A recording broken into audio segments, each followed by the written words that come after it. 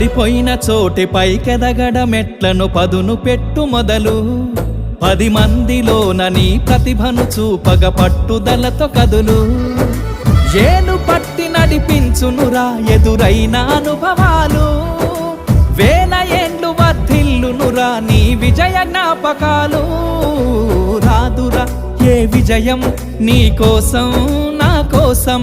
ఎటుపోదురా నువ్వు చేసిన కష్టం ఎప్పటికైనా సొంతం కాలంతో పయనించే వాడికి కానిది ఏముంది సాధనతోనే సాధ్యమవ్వునని సదాశయంతో సాగర ముందుకు రాదురా ఏ విజయం నీ కోసం